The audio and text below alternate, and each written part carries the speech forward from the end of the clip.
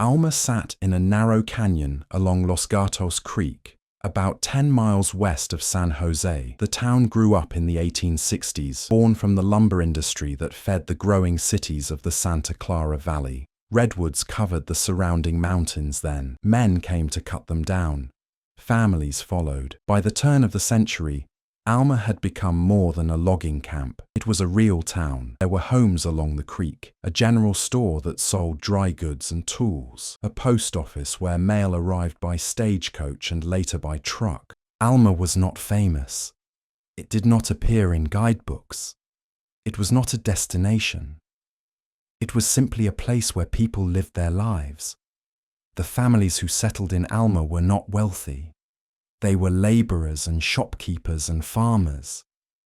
They built modest homes from the same redwood their husbands and fathers cut from the hills. They planted gardens. They raised chickens and kept a few head of livestock. They attended church on Sundays. They sent their children to school. They celebrated holidays together. They buried their dead in a small cemetery on the hillside above the town. Life in Alma was quiet. The town sat far enough from San Jose to feel isolated, but close enough that residents could make the trip when they needed supplies or wanted to visit family. The creek ran year-round in those days, cold and clear. Children played in it during summer. Women washed clothes on the banks. Men fished for trout. There was a rhythm to life in Alma. Seasons changed. Timber was cut and hauled away. Families grew and then shrank as children left for the cities. New people arrived. Old people died. The town remained. But even then, even in the early 1900s, there were people in San Jose who looked at the canyon and saw something else. They did not see a town. They saw water. Part 2. The Valley's Thirst. Santa Clara Valley was changing. Orchards spread across the valley floor. Apricots, cherries, plums, walnuts. The fruit industry made the valley famous. But fruit trees need water. Lots of it. And the valley was dry for much of the year. San Jose was growing too. The city had been small once, a sleepy town near the base of the mountains. But by the 1920s, the population was exploding. More people meant more houses. More houses meant more water. Wells were dug. Creeks were tapped. But it was never enough. Engineers began to look at the mountains. They studied the watersheds. They calculated flow rates and storage capacity. They drew up plans for dams and reservoirs. Los Gatos Creek was an obvious candidate. The canyon was deep and narrow. The geology was sound. A dam built in the right place could hold millions of gallons. In 1921, the San Jose Water Works proposed building a dam across Los Gatos Creek, just below the town of Alma. The reservoir would stretch back into the canyon for miles.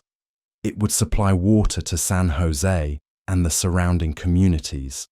It would ensure that the valley could continue to grow. The proposal did not mention what would happen to Alma. It did not need to.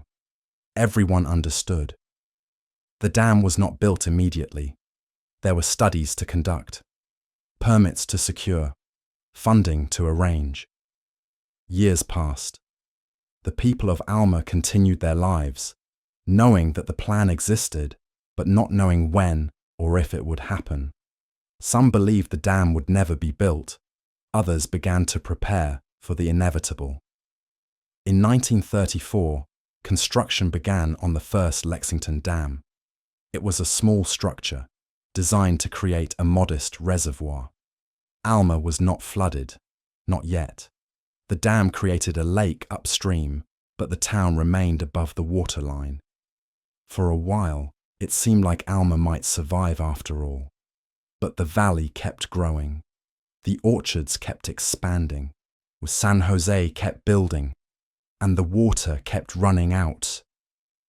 By the 1950s, it was clear that the original dam was not enough. The reservoir was too small. The valley needed more water. A much larger dam was proposed. This one will be built just downstream from the first. It will be taller, stronger, capable of holding far more water. And this time, Alma would not be spared. Part 3. The decision. There was no dramatic moment when the town learned its fate. No town hall meeting where officials announced the decision. The people of Alma had known for years that this was coming. The question was never if, but when. In 1955, the Santa Clara Valley Water Conservation District approved plans for a new Lexington Dam. The new reservoir would be 3 times larger than the old one. It would submerge the entire town of Alma. Every building, every street, the church, the school, the cemetery. Residents were given notice. They would have to leave. They could take their homes if they could move them. They could dismantle buildings and salvage what they wanted. But they could not stay. The water was coming. Some families had already left by then. The writing had been on the wall for decades. Young people had moved to San Jose or other cities, looking for work and opportunity. Older residents had sold their property and relocated. By the time the final plans were approved, Alma's population had dwindled to a few dozen people. But for those who remained, the decision was devastating. These were people who had lived in Alma their entire lives. They had been born in those houses. They had raised children there.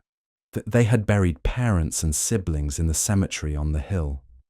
Alma was not just a place to them. It was their home. The government offered compensation. Property owners were paid for their land based on assessed values. The amounts were not generous. Rural land in a remote canyon was not worth much. Some families received a few $1,000s. Others received less. It was enough to start over somewhere else, but it was not enough to replace what they were losing. There was no protest, no organized resistance. The people of Alma understood that they had no power to stop what was happening. The valley needed water. The dam would be built. Their town would be sacrificed. This was not cruelty. It was not malice. It was simply the cost of progress. Someone had to pay it.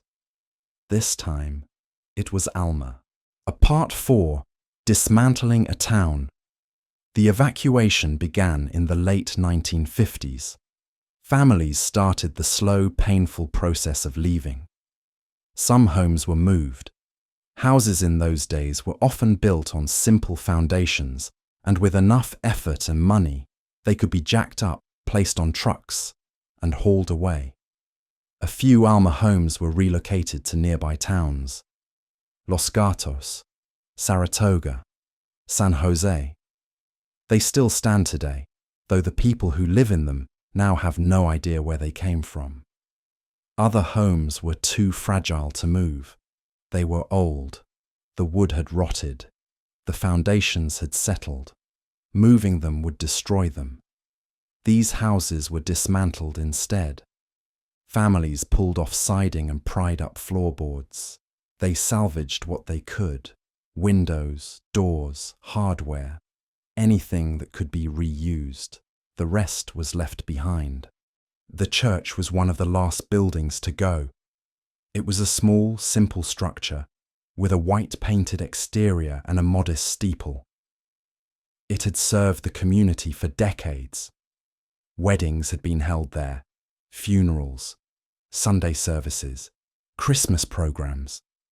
For many residents, the church was the heart of Alma. The decision was made to move it. The building was carefully disassembled, piece by piece, and relocated to a site in Los Gatos. It was rebuilt and rededicated. It still stands today.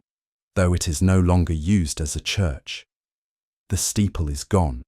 The interior has been remodeled, but the bones of the building are the same. The cemetery presented a unique problem. The dead could not be moved easily. California law required that if a cemetery was to be flooded, the remains had to be exhumed and relocated. Families were contacted. Caskets were dug up. Bodies were moved to other cemeteries in the area. It was grim work. Some of the graves were very old. The caskets had deteriorated. Not all families could be located. Some graves were never claimed. In a few cases, remains were reburied in unmarked plots. The people of Alma had known these individuals in life. Now they were being moved like cargo. The cemetery itself was not completely cleared. Some graves were overlooked. Others were too damaged to exhume safely. A few headstones were left behind, half buried in the dirt. When the water rose, they went under. By 1961, Alma was nearly empty. The last few families packed their belongings and left. The general store closed. The post office shut down. The school had been abandoned years earlier. The streets were silent. Workers came through and demolished what remained. Buildings that could not be moved were bulldozed. Foundations were broken apart. Debris was hauled away or buried. The goal was to leave as little as possible. Concrete and metal could damage the reservoir. Wood and other organic materials would rot and contaminate the water. But not everything could be removed. Some foundations were too deep. Some debris was too scattered. The workers did what they could, but they could not erase Alma completely. And then the dam was finished. Part 5. The water rises. Construction on the new Lexington Dam was completed in 1952, but the reservoir was not filled immediately. The dam had to be tested. Inspections had to be conducted. Equipment had to be installed. It was not until the winter of 1963 that the water began to rise. It did not happen quickly. The reservoir filled gradually, fed by winter rains and runoff from the surrounding mountains. At first, the water pooled in the lowest parts of the canyon. It covered the creek bed. It crept up the foundations of demolished buildings. Then it moved higher. Day by day, week by week, the water rose. It covered the streets where children had once played. It swallowed the foundations of homes. It reached the steps of the old church site. It spread across the cemetery, covering the graves that had been left behind. There were no crowds watching, no ceremonies. The people who had lived in Alma were gone. They were starting new lives in other towns. Most of them did not return to watch their town disappear. It would have been too painful. The water kept rising. Within a few months, Alma was completely submerged. The streets were gone. The buildings were gone. The trees that had shaded the town were drowned and rotting beneath the surface. The creek that had given the town life was now part of a massive reservoir. On the surface, there was nothing, just water, calm and blue and still. Below, the town remained. Part 6. What the water holds. Lexington Reservoir is not very deep by reservoir standards. At full capacity, the water reaches depths of around 180 feet near the dam. In the upper sections, where Alma once stood, the depth is less. 60 feet in some places, 80 in others. This means that the town is not buried in some inaccessible abyss.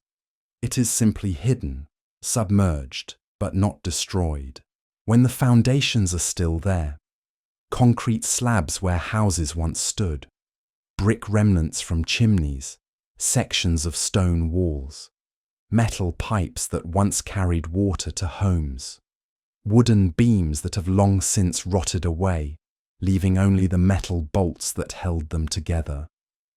The streets are still there too. They are not paved anymore. Decades of silt and sediment have covered them. But if you knew where to look, if you could dive down and brush away the mud, you would find the old roadbeds. You would see the patterns of the town laid out beneath you. The cemetery is still there. Some of the headstones remain, though most have been knocked over by the force of the water or buried in sediment. The bodies that were not exhumed are still in the ground, resting beneath the reservoir. Divers have gone down over the years. Not many, as because diving in Lexington Reservoir is not easy. The water is murky. Visibility is poor.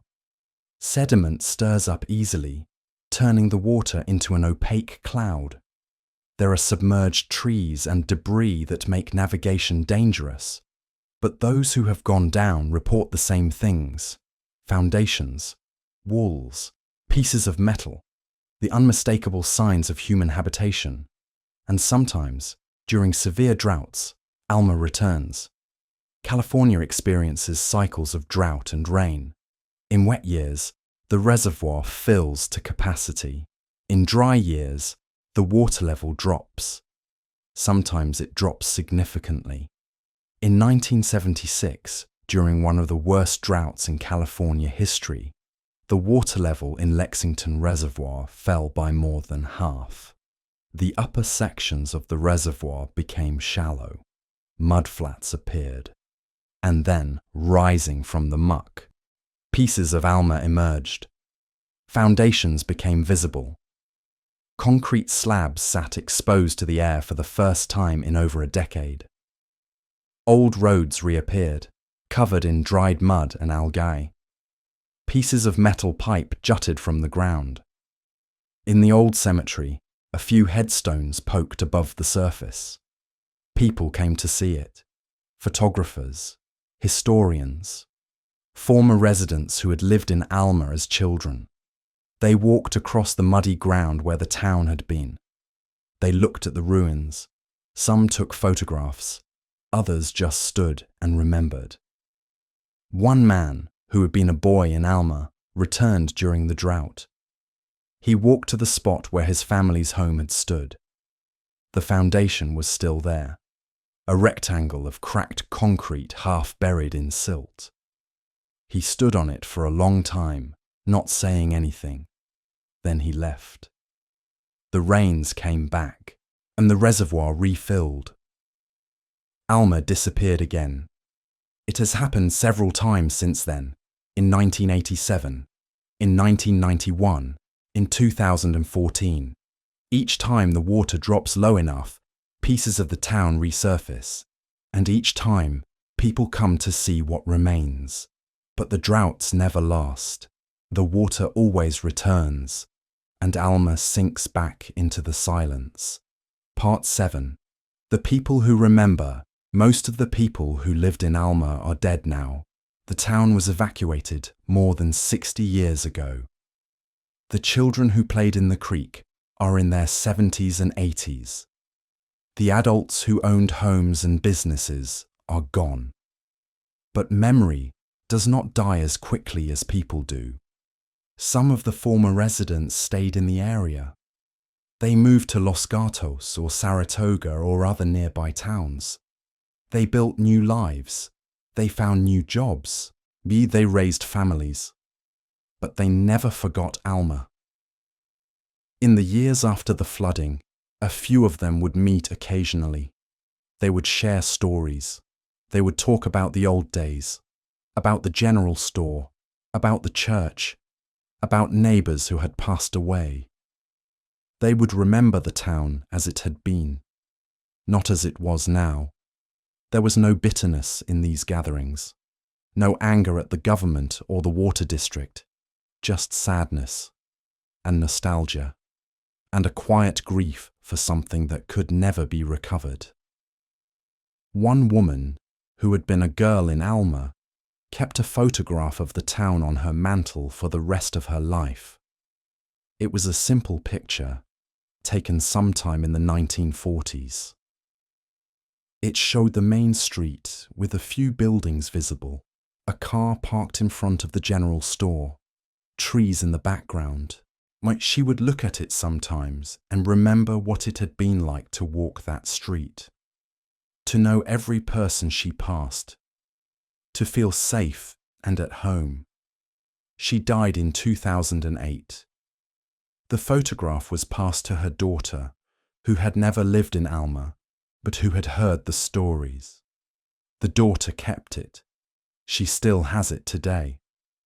There are other artifacts scattered around the area, a few pieces of furniture salvaged from Alma homes, old photographs in family albums, documents from the Alma post office, preserved in local historical societies, a sign from the general store, rusted and faded, kept in a private collection. These objects are all that remain of Alma above the water. They are fragments, pieces of a larger whole that no longer exists. And yet they matter, because they prove that Alma was real, that it was not just an idea or a name on a map, that it was a place where people lived and worked and loved and died. Part 8. The Reservoir Today. Lexington Reservoir is a popular spot now. People come to fish, to hike the trails around the perimeter, to kayak and paddleboard when the water is high. On weekends, the parking areas fill with cars. Families spread out picnic blankets. Cyclists ride the roads that wind along the shoreline. Most of the people who visit have no idea that a town is beneath them. There are no signs explaining it, no historical markers. The reservoir is simply part of the landscape. It has always been there, as far as they know. But if you know where to look, you can find small hints. There is a bridge that crosses the reservoir on Highway 17. If you stop on the bridge and look down, you can sometimes see the old road that used to run through Alma. When the water is low, the roadbed is visible just beneath the surface, a dark line cutting through the silt. There is a section of shoreline where, during droughts, chunks of concrete appear. They are the remains of building foundations. No one pays much attention to them. They look like random debris. Near the dam, there is a small plaque. It was installed by a local historical society in the 1980s. It mentions that the town of Alma once stood in this location. It gives a few basic facts: date of founding, date of flooding, a sentence about the people who lived there. Most people walk past it without stopping. The reservoir serves its purpose. It provides water to the valley. It supports agriculture. It feeds the taps in San Jose and the surrounding cities. Millions of people benefit from it every year, but none of them know the cost. Part 9. What progress takes. Alma is not unique. Across California, across the United States, across the world, there are towns and villages that have been drowned to create reservoirs. Some were larger than Alma, some were smaller, but all of them share the same story. People lived there. Then they were told to leave.